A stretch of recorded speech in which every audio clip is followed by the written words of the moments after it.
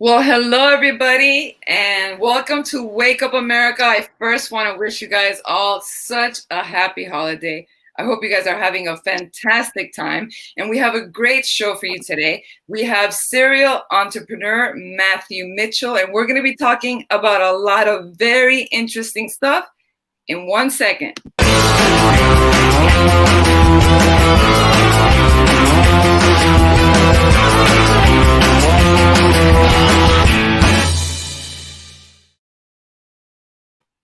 And we're back. Hi, Matthew. How are you? Hello, Naomi. How are you today? I'm good, thanks. I'm glad to have you on the show. Thank you for having me. I really do appreciate it. It's very much an honor to be on here and obviously do some stuff with you and share my story. Cool, cool. Well, everybody, you guys know the drill.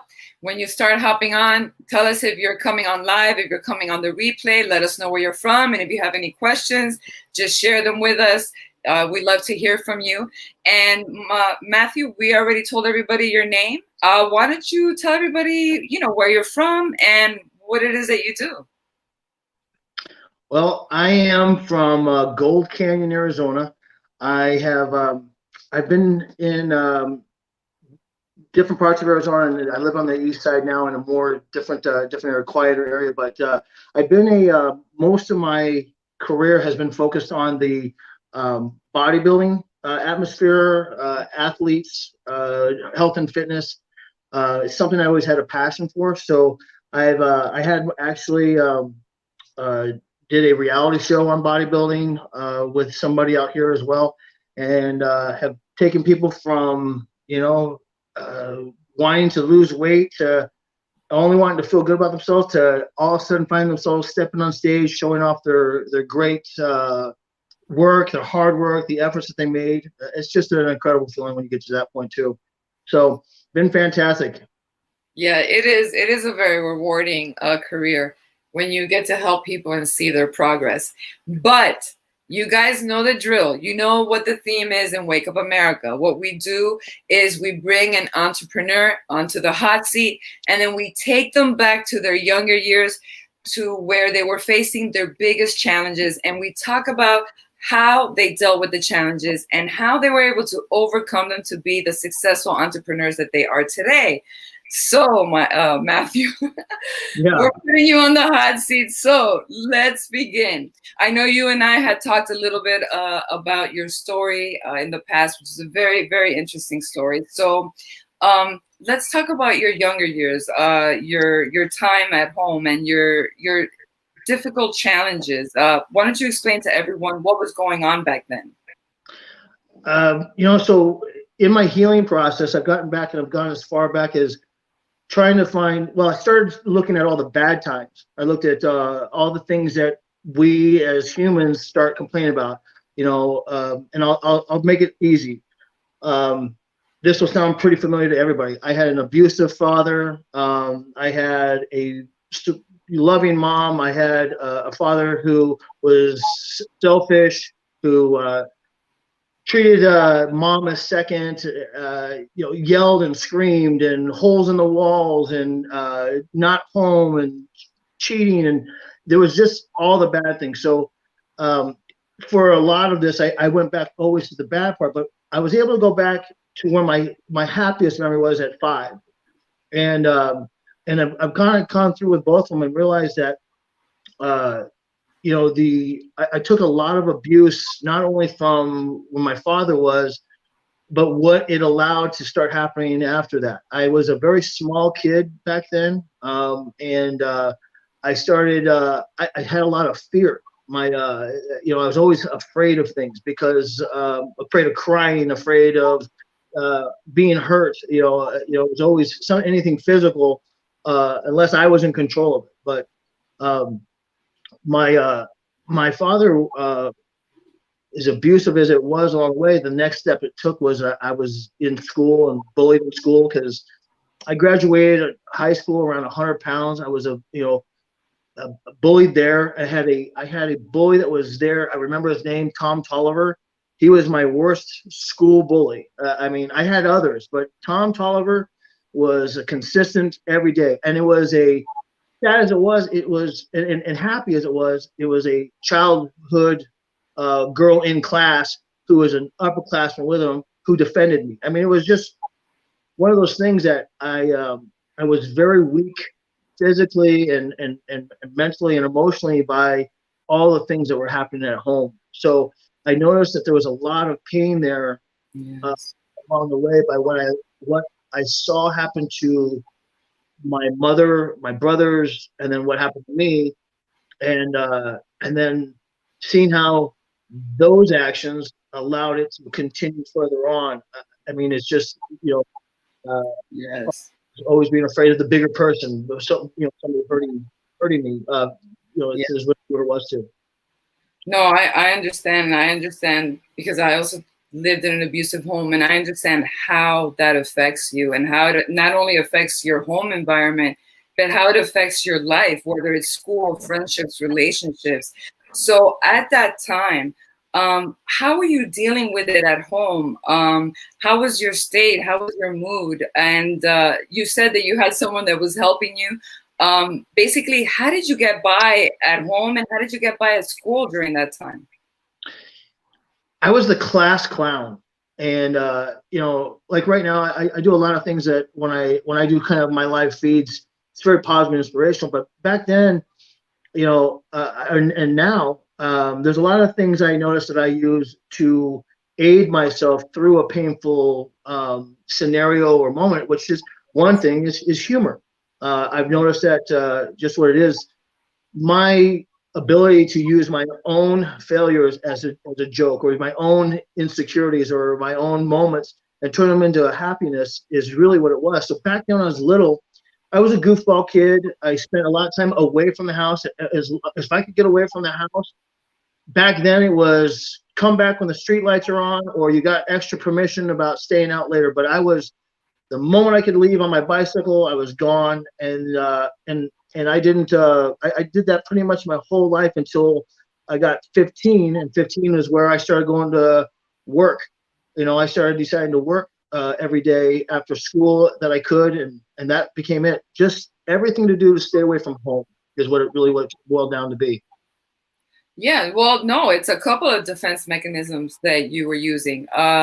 We do what we can to be able to deal with those emotional times. So you use humor, and I hope to the parents and kids that are listening to this, because I know that a lot of people use humor, but there is the typical class clown. And what we don't understand, usually we see the bully and we see the class clown and we see two extremes, but Right. sometimes they're both suffering some very, very, very deep, deep wounds.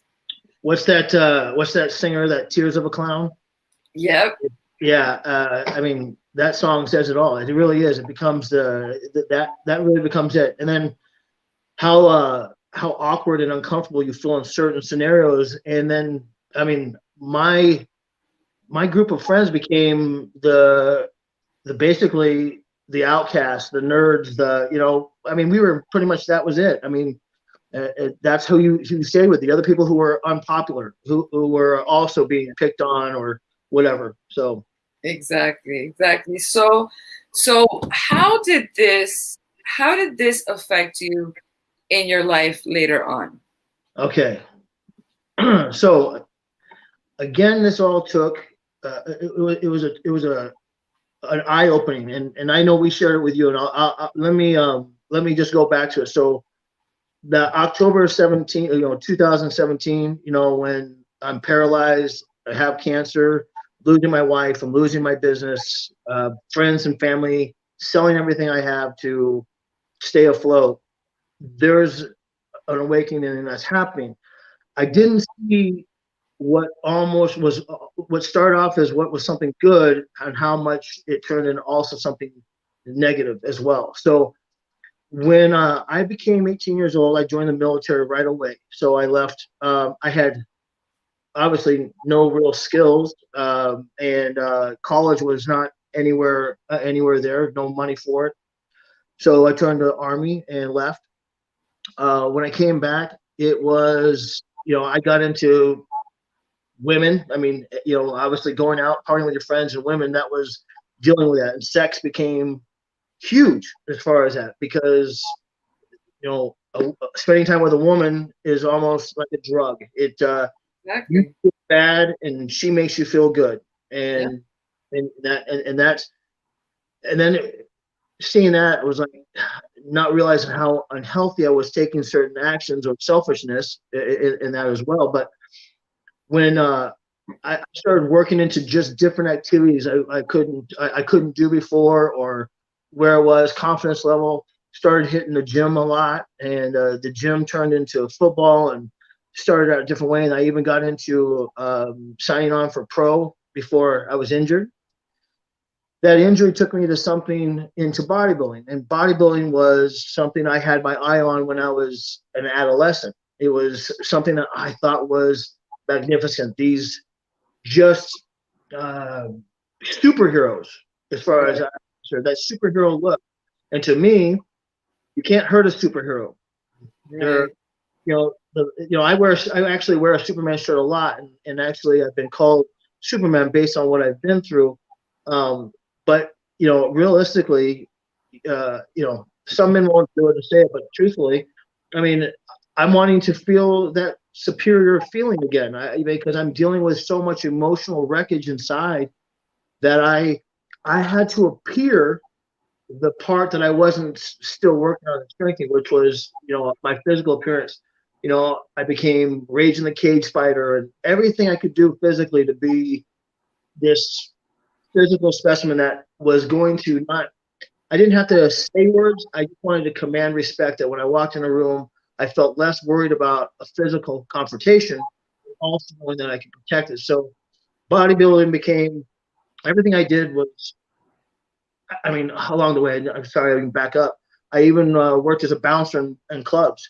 That that anger that I had from school, childhood, father, all that, I picked sports that allowed me to be very aggressive, allowed me to cause physical pain with the least amount of retribution back. Repercussion. Yes. Yeah, repercussion. Yeah, repercussion, retribution, of course, Yeah. too. Yeah. Repercussion, most. So, in other words, I had less chance of having to worry about anything lawfully because I had good reason. And I even at times found I made excuses for allowing myself to do things because of, I made them sound like, oh, as bad as it is. I think about it like a vigilante, like the Punisher.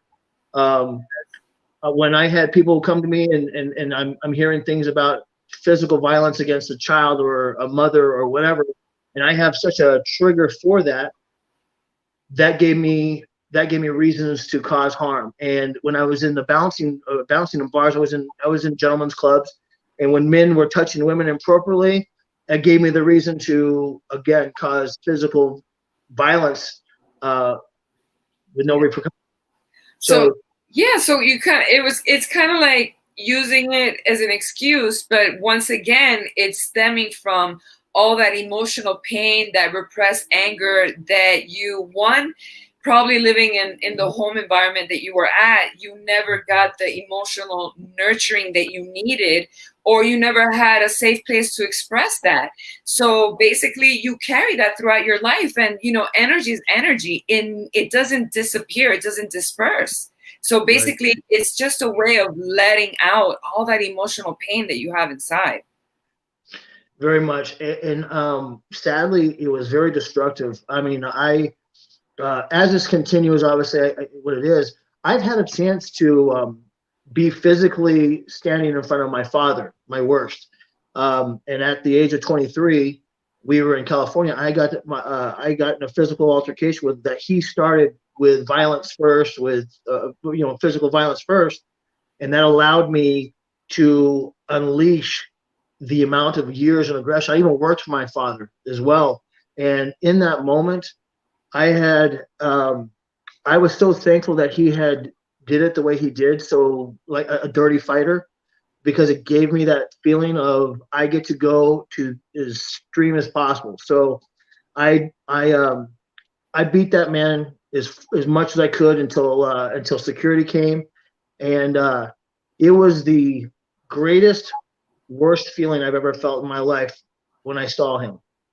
Um, and that's kind of what I carried a lot for years. I was very angry. And then my father, he was, at that time of his life, he was obsessively cheating on my mother and physically doing things. And he ended up in a relationship that was really not really bad as far as how it was connected and everybody it was.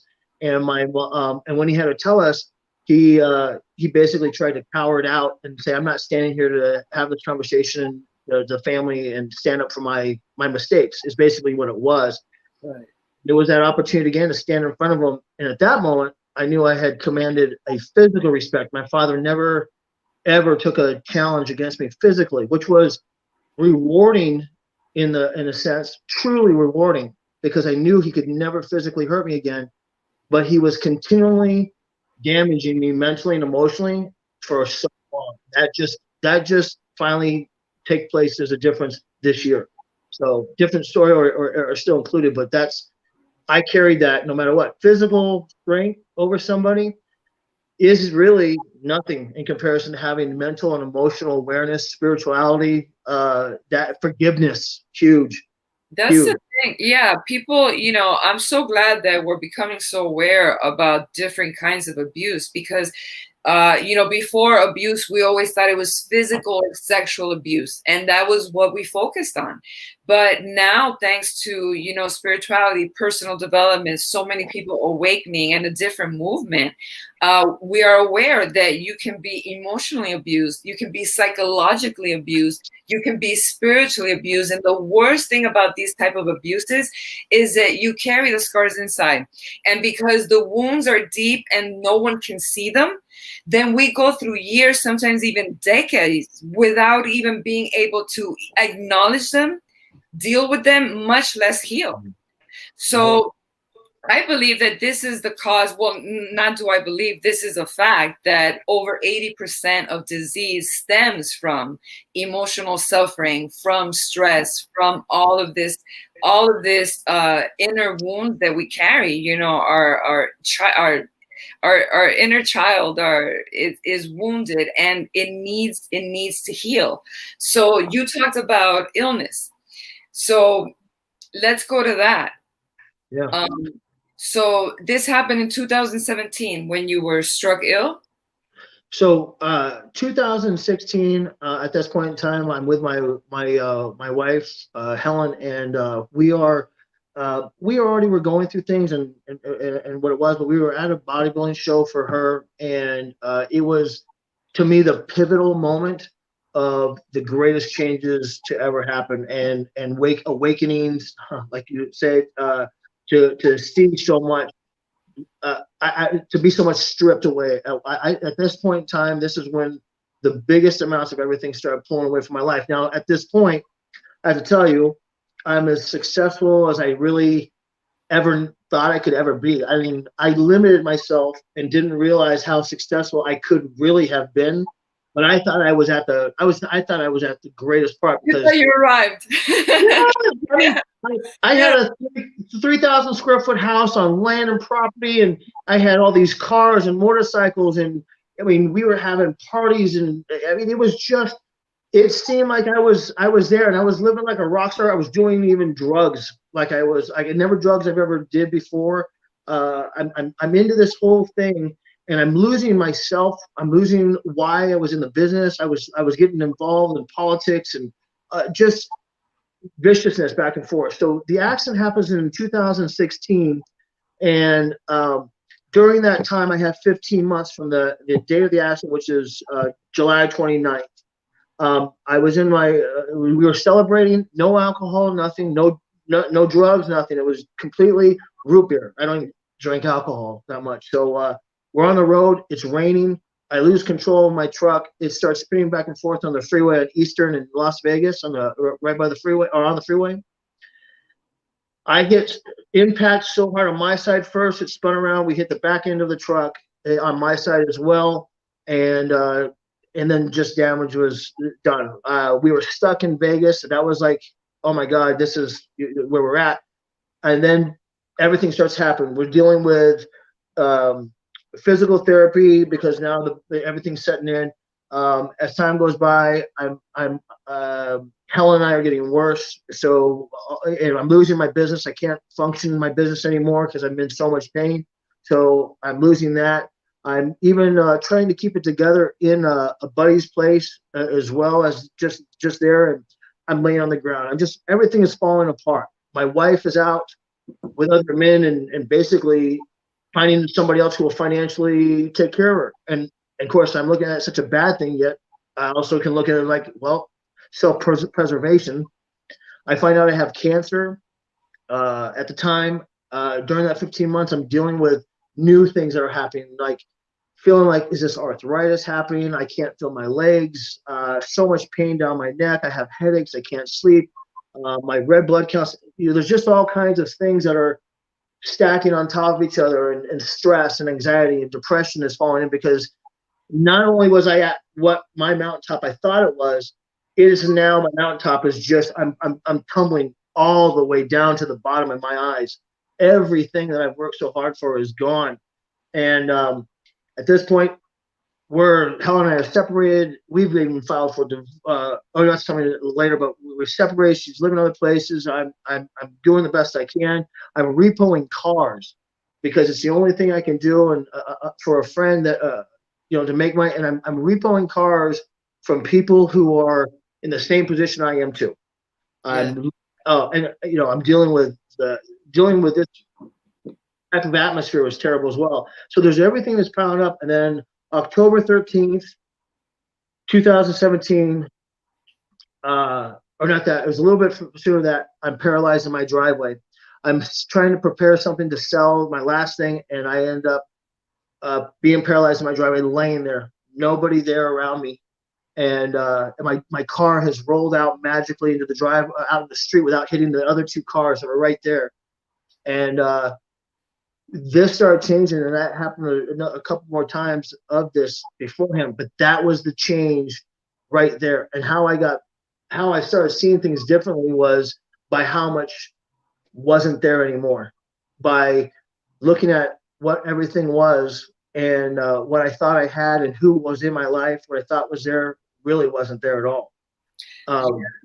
Well, it seems I always talk about the Kenzo versus Satori, right? So Kenzo awakening is you have an awakening through bliss, and you're able to grow spiritually as a person through happy moments. But the truth is that most of us humans don't grow that way. We don't change. We usually have to hit rock bottom, and we don't see the signs because, for example, I understand and I relate to your story, like you were saying. You have all these things, but once again, you're external. You have that aggressiveness.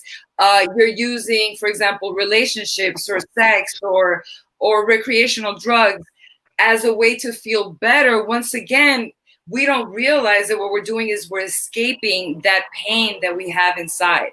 And I didn't think I had any. I thought it was good. I didn't think I had any. I thought it was smooth, but it wasn't. It's amazing, right? It happens to so many of us. It happens to so many of us. So then we have that Satori moment, right? Where you have that breakdown, where you get, like you said, the illness, where you either have a terrible car accident or you get, diagnosed with cancer or with some other autoimmune disease. And then you have no choice but to stop. Yeah. You have no choice but to stop. That's it. I think you helped me get back on track there. That was really, I have had lost great love and money at the same time. I've lost cars at separate times. I've lost friendships at several times. This moment, like I said, was pivotal because now, again, my healing comes in. I first searched out Father God, Jesus Christ. I am very much in that, but I've passed that to spiritual, universal, karma. People are people. That's what it is. So I look at all this thing was, but I looked at as my higher power was Jesus Christ. And started more with the Bible and everything. And also I looked at, I was so mad I wanted to be so mad at somebody. I wanted to blame somebody. So I'm blaming Jesus Christ. This is all that's left. I mean, I am literally in a desert, cursing his name, blasphemy, everything that you could possibly talk about. I'm in the desert for 2 hours and I'm having this thing, and this is before paralyzation, 2 weeks before that happened. And then I fall back into prayer and I said, Father God, just tell me, let me this be this. And as much as I don't like talking about this stuff because I feel like the weirdo now, is a droplet of water hit my face on a clear sky in the desert, in a clear sky open. Now, I'm looking, we look for bigger signs like the party in the Red Seas and, snakes in the bush. Well, that was it. I'm like, okay, you know what? I don't know if that's a bird. I mean, I don't see a bird, but it could have been from a plane. I don't know, but I'm taking that a wetness in my face. I'm losing it. So when I searched for this, and everything disappears along the way. The last thing was the paralyzation, and I didn't think that was even possible. The X-rays that we showed, we didn't see those. The MRIs just happened, so this is happening. Now I'm in a hospital, and you get this look back at so much, and I was trying to fast the healing. Like I wanted to be healed now. I wanted to be over all this, and it's been honestly 3 years. Every day I'm healing. So, but what I looked at this was I had to lose everything to get at one time. I mean, in a shorter period of time, and be taken off this mountain. And I look at this way is now I look at life as like every challenge, every struggle, every mess is a miracle waiting to happen. And whether you want to go with the spiritual universe, karma, religion, put your God in here, it really makes a difference because now I can look at everything that's gone in my past and look at like I've been repeating patterns. And I you are just like me.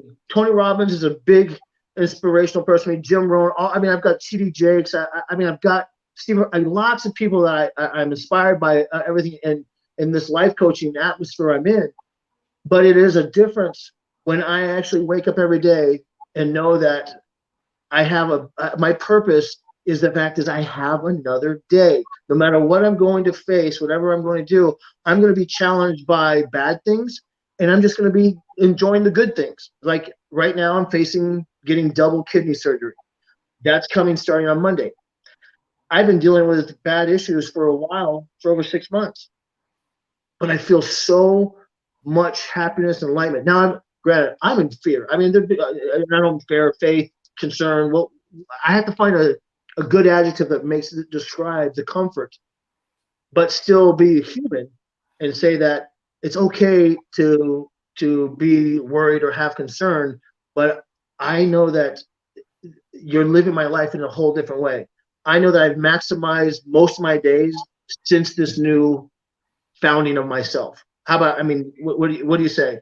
Well, that's what I wanted to get to. So you said this finding of myself, and I believe that that's what it is. Like we go through life blind to ourselves. So, and I understand you completely because I blamed my parents. I blamed my religion for so many years for everything that had happened to me. And what happens is that we lack the self-awareness to be able to, one, take responsibility for our lives, because once again, just like with me, with you, well, you're living your life. You're already married. Your parents weren't there. It's not God's fault. It's life, right? But we're not able to see that. We're not able to look within. So you have to have that moment where you're able to, for the first time in your life, sit there and reflect and look at yourself. It is. I don't know about you with your. This is my new place, and it's really, wherever your healing started. It's like whenever something new, like prolific, happens in my life, or I see something, I go, "Wow, I can't believe." It is like the World Society Day. Everybody's so mad because everybody's not seeing it the exact same way, and my idea is that I don't want everybody to see it exactly my same way, because I'm not that great of a person. I mean, I'm a good person, but I need people who don't see things my way, but also understand that we're all humans and we all have a different way of thinking, a different way of processing. We're all of us are hurting, and not one person can say that my life is perfect. I don't care if you were born with a silver spoon in your mouth or your parents were the Brady Bunch. The Brady Bunch still went through stuff. It just looked a lot more wholesome on TV. But we all had, I mean, look at them. They're the child stars, what's called the Brady Bunch. Look how many of those are childhood stars that we thought that's what they lived their life on, and we don't. That's not the truth. We all have hardships, and we're all afraid to say, I'm screwed up. There's not all of us. A lot of us are afraid to say, I'm screwed up. I'm human. I make mistakes. I can learn from this. You know, I find it when I'm life coaching somebody, just like I'm watching and hearing you. When I'm talking, you're picking up on words, on what it is. If somebody really wants to feel better and heal, then they tell me something. I can tell right away in their conversation what they want their answer to be, because they just said it. They're just afraid to admit it, to say, I have to leave this person. I was wrong. I should have acted better. You know, and that's the glory I'm at now. To get to the final point, I am so much more comfortable to say, I'm a screw up. I fail. I make mistakes. I need to start over. This is more wisdom. Teach me. I mean, even my father, I think that man is a Miyagi after all. I mean, after all he's done now I look at him like, man, that guy's a genius. He taught me by doing shit. I'm sorry, doing shit wrong. By being an absolute tool, I just chose not to understand. I didn't have to be a tool too, you know. Yeah, and let's talk about that, because I know that you and I talked about, for example, your mom. So I know that you respect your mom because, you know, she sacrificed so much and she put up with so much, and she was such a good mom. And then you had the dynamics of your dad. But how did that play out in your relationships, and how do you see it now? So it's, again, I call it the yin and the yang, the negative, the positive, you know, all that happens. So as much as I saw my mom as the superhero and my dad as the villain, I actually can also look at it as my dad's the superhero, my mom's the villain. So they're both in retrospect, both villain and superhero. And I can say the same where I feel the same as a father. I've been a villain for my own kids in this. So now when I look at my mom and dad, what I first saw is the easiest to describe. My mom is love. My dad is fear. He enforces by fear. My mom is the nurturer. My dad's the punisher. My mom is the one you go to for when you're in pain. My dad's the one that tells you to suck it up and put dirt on it. You know. So when you put those dynamics together, where I see, now I've seen fathers of friends who are like, I'm like, man, role modeling. So, but then I look at my mom and dad now, and I'm like, my mom allowed my father to treat her badly. And she made, like we all do, in some kind of an abuse situation, we start allowing that pattern. And we say, well, he loves me. Or if I leave, I'm going to fear this, or this could happen. And we start planning our future based on a decision that should be good for us, which is leave a bad abusive situation. Yes. But we don't, because we like to make excuses why it's okay for us to be there, why we shouldn't leave, build up the fears bigger than the challenge, which is the greatest reward. Sometimes we think it's the monster, right? Fear is the monster, and we fear that event, but the event is never as scary as our actual fears are. Exactly. My mom had 3 boys. Now, I know, you know, I was a normal kid. Now I look at everything in normal situations. I'm like, I didn't live anything special as hardcore life than anybody else did. I had nobody. I mean, as far as I'm concerned, I think people dealt with a worse parenting than I could have. Now that I look back at it, just like the military. The military was scary, but now I look back and I'm like, it was a piece of cake. It wasn't that bad. But the damage and stuff like that it did, and where it was, is bad. So my mother allowed this stuff, which made me then in turn go into my relationships that love looks like this. Yeah. Like a woman will, which is, if you go by, and I'll just keep on going this as a reference because of how well it's misused. If it goes by the Bible terms of what a woman and a man is together by Jesus bringing them together, well, I missed it. It wasn't there. Hey, you think it's there, but it's not. And it was that as long as it's for better for us. No, it's as long as better for us. Whatever I do, you have to be better. Always, no worse. Um, you have to look this way because this is what it deems into my ego, pride, and this is what society says, and I don't want anybody to see me badly. Money wise, well, it's my money. I made it, and if I work 3 jobs, I get to use whatever I want. And here's your part. You do this, and you work hard above and beyond because I'm working above and beyond for mine. What I want, I get.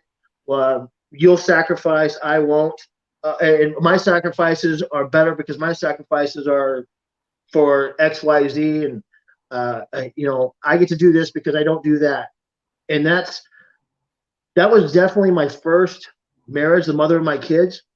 I respect this woman so much. I mean, honestly, shout out. Her name's Teresa, and I am so grateful that woman has still loves me today. We're still really close. We're good friends. We have 3 girls together, but I treated her as if she was an object, if she was mine. I'll call it a slave. I mean, you can put a lot of really horrible negative taste to it. Now, did I love her? Absolutely. We have great love. There's no reason why she wouldn't still be here in my life, loving me. We have had such a great co-parenting. I mean, I'd say 95% of the time. And that's real fact stuff.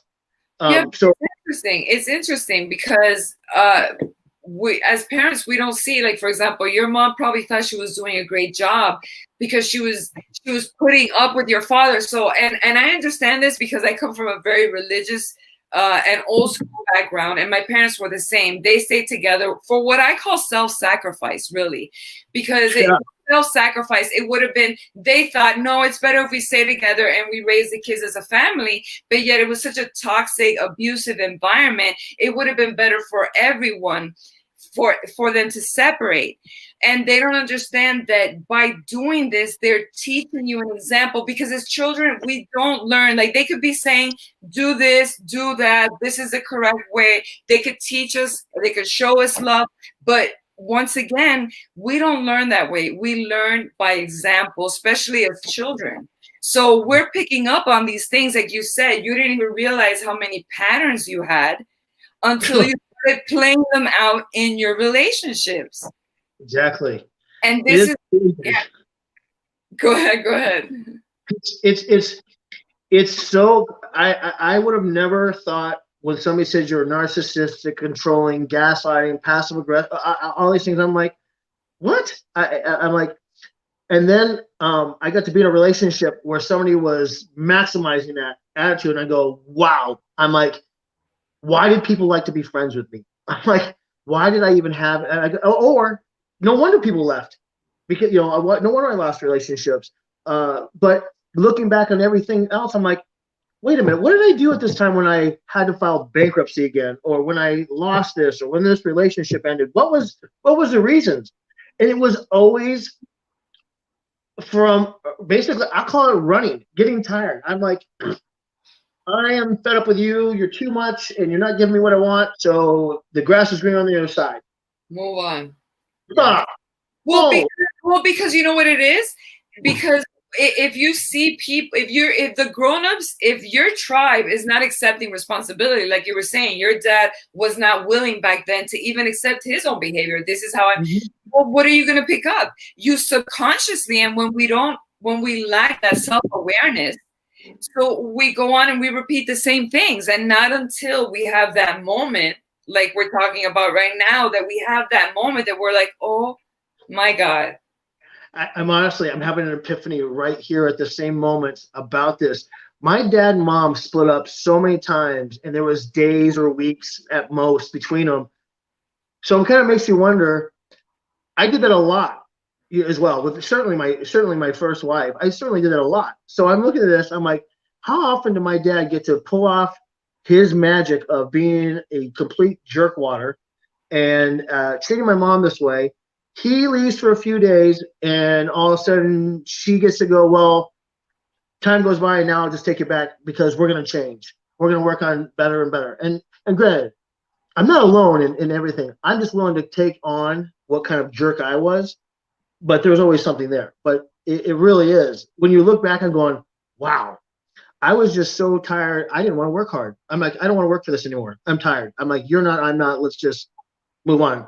And then, of course, we're talking about everything on a conscious level, but we all already know this because we're into coaching, that we really only run on our conscious mind 5% of the day. We're running 80 to 95% of our day on our subconscious. Okay, we're on autopilot. Yeah. So we're running on the programs, right? We're running on the programs from the past. So we might say, oh yeah, we're going to get back together. I promise you, everything's going to be different from here on. I'm going to change. I'm going to change. And then what happens the next morning? Yeah. Comes and boom, here you go again. Here you go again. So how has your self-awareness, how has all this change and all the work that you've been doing on yourself, how has this improved your life in the last couple of years? I have come to really accept myself. I've come to, I was searching for giving forgiveness on everything. The hardest people I didn't want to forgive. I was like, it just has to, letting this go. And then it was realizing how much I had to forgive myself. And that's tough because when you start thinking depth of, wow, I'm like, look, if you can see through me right here, I'm a nice guy. I really am. But for me, I always showed that to everybody anyway. So for me, the point is that looking back, I'm like, well, these are the things that you did do, and now it's being aware of this. There's a conscious effort every day.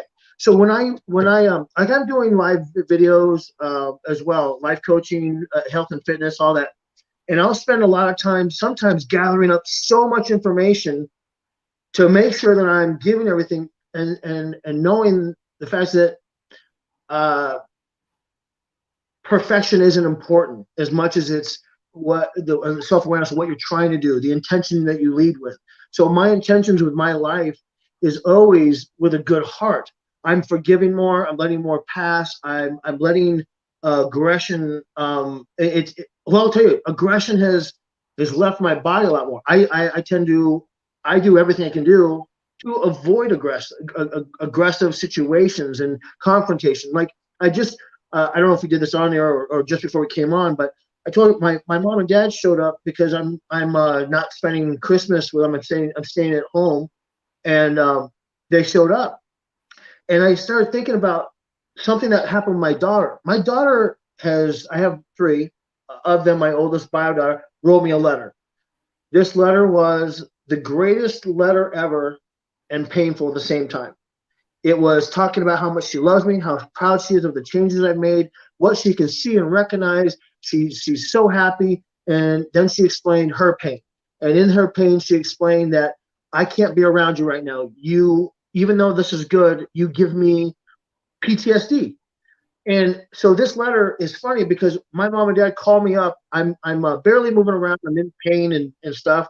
They call me up, and my mom and dad are divorced. So when my mom and dad are together, they cause me anxiety because they bicker at each other. You did this and they passed, blah, blah, blah, and they still do it. But they show each other love, so I've come to recognize that. But in the same sense of it is, when they show up, I'm worried about PTSD moments. So before they got to the house, I start going, oh my God, I'm like, I wasn't ready for this. My mind's not in it. I'm like, what?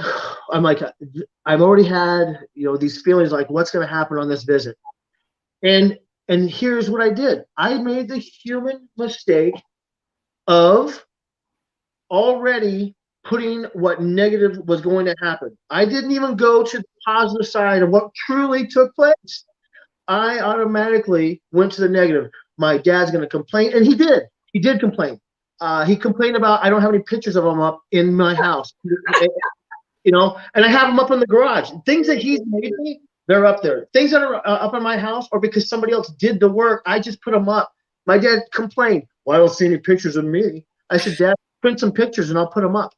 He didn't say anything, but I'm thinking to myself, you have nothing but to do but to find something wrong. And he did. But in the sense of it too, my dad shows just like me. So I guess my forgiveness for my father is the fact that I want my daughter to understand the same thing.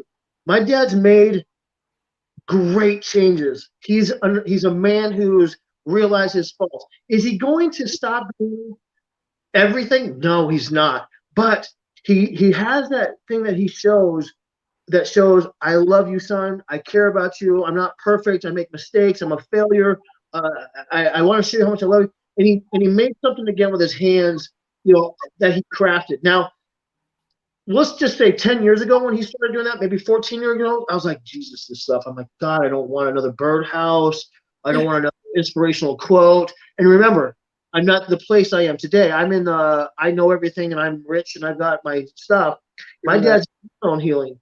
So today he's built me something, and all of a sudden I'm like, I realize the things I hated about him doing because I didn't want to forgive him was the things that he did, showing the most amount of love by saying, son, I've taken my time, I've taken my hours to show you how much I love you. I made this, even no matter how corny it is. I got a jewelry box. I don't wear jewelry to have a box, but it's those things. So today he shows me that gift. I'm bawling, and it's my dad who's showing so much. My mom, she's just sitting there on her phone dealing with real estate stuff and everything. I know my mom's there, but you see the dynamics are different, but they're still positive and negative, and it just depends on how you see it. I had the greatest visit, but I wanted to believe it was going to be the worst visit right before they showed up. How terrible. It's because our mind, and I tell this to students all the time that, unfortunately, we're still functioning greatly on our primordial brain. It's been around for thousands of years, the reptilian brain. And the way that it works, it is primarily negative and biased. And it has that negative default mode that it goes back to. Why? Well, it did it to protect us back then. We had to be on alert. We had to be, worried about our environment constantly and be in that state of alertness. But we live in a different time right now. So what we have to do now as individuals is consciously become aware of how our brain functions, become self-aware of what's going on inside, and then consciously work on it like you did, like you said. And now, right now, it's amazing, right? When you're able to have that self-awareness and you're able to forgive yourself, to find that love that you didn't have, that connection, that emotional nurturing that you didn't have, and then you're open. So like you said, your father showed you acts of gratitude before, but because of all that resistance, you weren't able to see it, and now you're able to enjoy it. Right, exactly. And I've chose the fact that, knowing the fact is that I don't have to spend every minute with somebody that I still don't see eye to eye on. So my dad and I do make it, though, that every time I can, generally, when even if there's friction there, I like to laugh through it. And I don't mean like laugh out loud. I laugh in my head and go, oh yeah, I recognize this. It's not necessarily that he's trying to be a jerk. He's just being him. That's his personality. And that is something I think we miss too on people. It's like, man, they're not just complete assholes. That's their personality. If they show you love all the time, and they do love you. I mean, look, my dad's not perfect. I know he loves me, though. I truly know he loves me. He was just a tart. He wasn't ready to have kids. I was his first one. I was the oldest. My mom, same thing. These are things that we don't let go of so well onto others when we want others to let go so easily for us. And we're battling that back and forth. And it's really the fact is getting okay with going, hey, look, I don't care really, and I do care, but you don't care. I don't care if you can see my healing. That's not really for you. It's for me. And it's for somebody else too. So when I life coach, like maybe like you do as well, I do my online thing like you're doing here. It's not for everyone. It's for someone. And that's what makes a big difference. Yes, it does. And so now what is it that you're doing? Because I know that before you were talking about your nutrition, your bodybuilding, but now because of this, you have moved on to life coaching, right? So I'm doing it. So when I started out, everything, my whole objective every time I got more education was how you can help a body and whole. I've been a life coach for almost a dozen years, and I did that because when you train people, you get to know people, and when you get to know people, you start helping. And it was I became a massage therapist, then I went to nutrition, and then I went to exercise science and kinesiology, and I just added physical therapy. So it just everything added. So I looked at this as that everything I'm doing is the whole body. So I'm more or less looking for a holistic approach on how I'm going to help people through what is good for not only your outer, which is great, but I've found that no matter how much it is, if we don't work on how we can strengthen the inside, the outside is just a pretty shell with a bunch of mess inside of it that we're not doing. So I want to fix and help and coach and educate and share. So I'm doing it. I'm keeping it all. And right now, I let go of bodybuilding for a while because I had such resentment towards it because of what it turned into. I'm back into it again. I have a couple people that I've pushed towards to where I'm helping them using my methods differently. I'm using my new methods of how I'm coaching with everything and putting it together. It's becoming basically a different program on everything. How I can get it more out to more people versus where I was more of a centrally located, come to my studio. I'm basically going to helping others. So we've been taking this for a while. I've been using my program in a lot of different ways. So I'm basically taking everything that has to do with health, whether it's spiritual, emotional, mental, physical, and as far as I'm concerned, it turns into financial. I mean, anything that what it is that if you can put those 5 dynamics together, and you have to label it what it specifically needs for each one, you can really make a difference in your life. I am going to compete again this year. I was fighting it and I was afraid of it, and a lot of the reason is because I wasn't letting go of the negativity. I wasn't forgiving myself for how I took bodybuilding at one time so destructively and for what I was trying to do. Now I understand that I want to take it for the health atmosphere. I was using the program differently, nutrition differently, that's holistic, something healthier. Because I think that realistically, we all get to a point in our lives where we forget it, where we can sit there and go, it's really not about what others see anymore as much as it's about how good we feel all the time. How much can I continue to do? I want to be able to walk my dogs. I want to be able to walk. My mom, she had to take a running start to get up my steps because she's gotten so overweight. I'm like, I don't want that for me. I mean, I already have a hard time bending over and everything that's going on because of these kidneys and stuff like that. So it's a bigger approach, which is I don't see a lot of people doing a lot. I mean, no, you're 100% right, and people don't understand. Like, because I see people complain all the time too. They complain about different things, and they're not seeing that.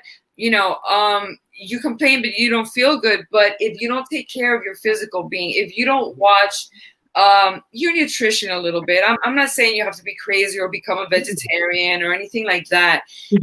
But do have an awareness and of what you're putting in your body, because just like what we put in our computer, you're not going to put in a software that is going to give your computer a virus.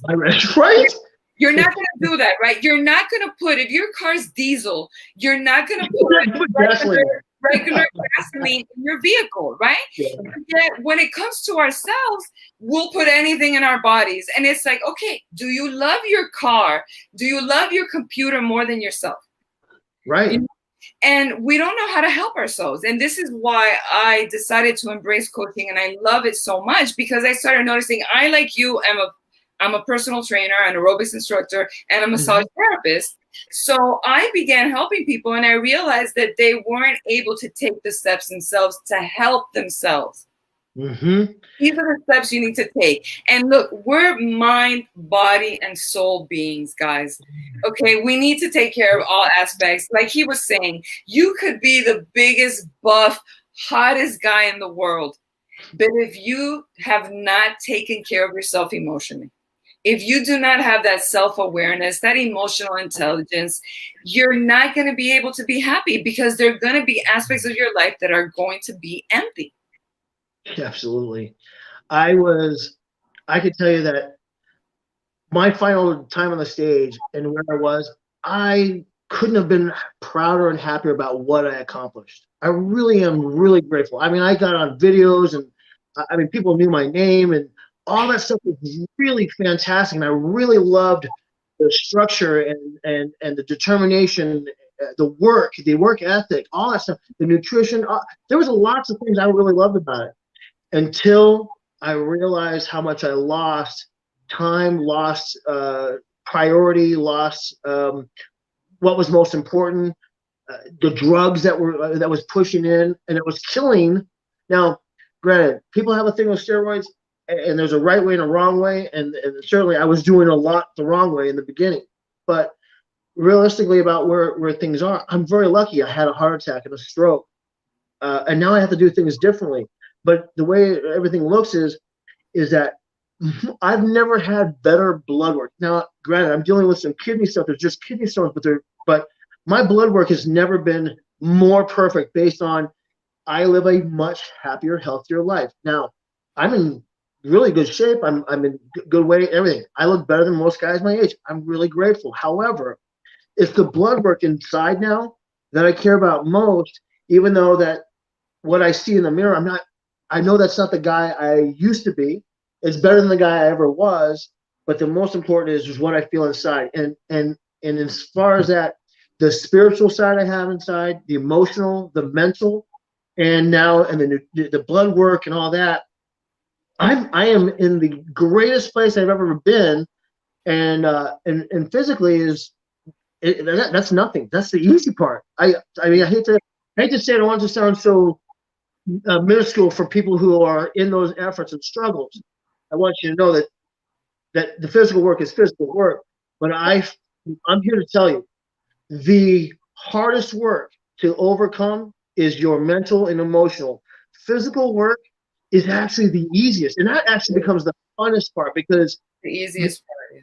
oh my God, look, since you're a yoga instructor, I'm sure I've done yoga, and there are certain poses where I see a expert yoga or even intermediate doing stuff, I'm like, I'll break my arm, I'll break a leg, I'm like, that hurts my back. I mean, that is. But when you get to that place where you can have flexibility and movement and fluent and everything, it changes the way you feel physically about something that sounds so tough.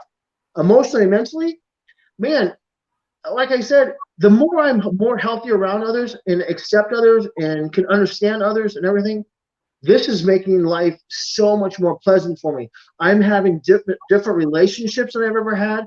I'm at different peace than I've ever had. And it's it's more alarming because it's so good and so easy, versus the physical work I did to try to fix it that never did. I just kept working and working for something that was never going to fix what was really going on for me mentally and emotionally inside. Man, when you master that, and I'm not saying I'm mastered. I'm not saying I'm just better aware. Well, life is, I mean, life goes on. We are a work in progress. The work is never done. Right. It's like, and this is what I tell everybody. Okay, you ate today, right? And you worked out. Okay. Oh, does that mean you don't have to work out tomorrow because you already ate today and because you worked out today and you did all your stuff today? No. Tomorrow, it's the same thing. It's the same thing. It's the same thing. So why would you think that your spiritual, your emotional, and your mental well-being would be any different? We need to work on it. We need to develop that self-awareness, because actually that is, like you said, and I know this from personal experience, that is where happiness comes in. And that is why I feel it's so important, for those who are watching, whether it's parents or whether it's children or whether it's you're in the middle and you're struggling. Start asking yourself questions. Don't wait, because I, like you, had that moment where I had to literally be broken down, bedridden, stopped, halted. I lost everything too. Mm-hmm. I lost my home. I lost my cars. I lost all my money. I lost my nightclub. I lost my girlfriend. I lost everything. And I had to start over. For those of you that are watching, don't wait till that moment. Don't wait till that moment. Sit there and ask yourself questions. And sometimes we know something's going on, because that there's something off. Because, for example, like you were saying, you were happy, you had everything, right? But yet you knew that there was something missing. You knew that there was something inside, and we just don't know how to tap into that. But now that we have the tools and the ability to do that, and if you're listening to this, then you have that willingness, start asking yourself the questions. Well, am I where I want to be? What is missing in my life? What do I need to change? Where do I want to go? Like, these are the questions we need to ask ourselves. Not like, why is this happening to me? Why did he do this to me? Well, he made me act this way. Or, if I didn't grow up this way, I wouldn't be this way. That's not going to get you anywhere. Those are not the questions, because that's what I did for almost 30 years. If I hadn't grown up this way, if I wasn't born with this disability, if I wasn't a part of this religion, if they hadn't done that, if this person didn't do this, why is this happening to me? What can I do? I was born this way. That's not going to get you to where you need to go. I gotta say, if you really listen to even others will tell you really things that are wrong. We just get upset because they told us. You notice I am overweight. You notice my bad attitude. You notice. Now, I'm not saying it's great to go up and tell somebody, hey, you got flaws, but the thing is that we know our flaws. We really do. People have told us along relationships, whether it's a romantic or whatever, they said, you're this, you're this, you're this. If they're saying that, it's all right to investigate that and say, am I really that kind of person? That's the greatest part, is that just take the time to do it. And we also go is like, wait a minute, that's not how I am, and they're telling me that, and know that that's okay too. There's lots of ways to heal, but it really is like you said, don't be afraid to let people go. I even hate to use the word hate, but I really strongly had a dislike about having to let certain people go, and realize that I'm not saying a goodbye forever. I'm just saying right now, you just don't fit well in my life. You don't fit well with where I'm trying to go, what I want to do, what I want to accomplish. Just like my family. I love my family. I know that when I'm in that dynamic, I can't be there the way I want to be there necessarily. I mean, I can be there in the moment, but I have to listen to them badmouth me, criticize me. But that's normal family for me. That's their normal. So, Go ahead. Yes, you're about ready to go to your family, and you have a certain normalness. So when I just said about my father being here and I know that I prepared the fact that they're going to complain about me, they're going to say this, they're going to treat me this way. Everything, I'm prepared for it, but I'm also into the point is like going, well, how important is this event? Like my brother, who he wanted to take me to his son's birthday party. I haven't been there in a long time. It was so great to get there. I got there at a certain time that was just late enough, got to be around my family, got to see how they were, and was out the door. And I didn't feel pain at all. I felt nothing but great pleasure while I was there.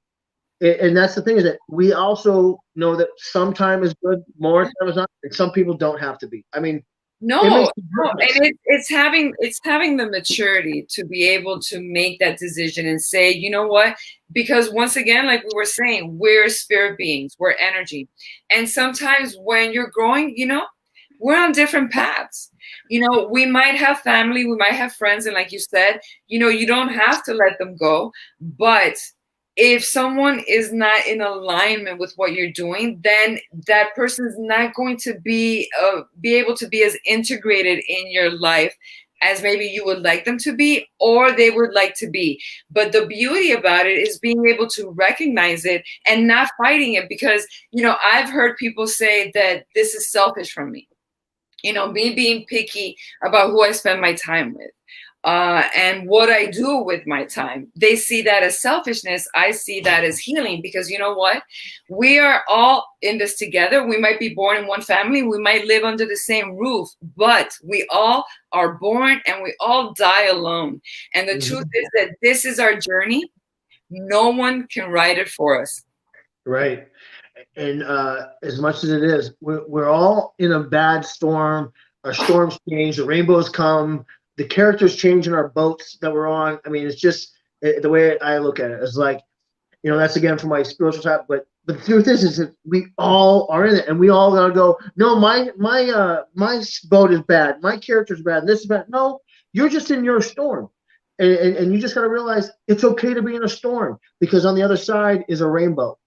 And that's, I don't know about you, but for me, like on Facebook alone, I've got close people, friends from high school, whatever, and I start watching it. I'm like, you just want to be unhappy. You want to be unhappy because the only way you can chase any kind of attention is through misery, and then they get fed, and then that person never stops. And I know I've tried to life coach that person, say, think about your good. What's your blessings right now? There are. How about the fact that you have your health, the fact that you can stand up, you can feed yourself, you do have a roof over your head, any kind of roof, friends, somebody helping.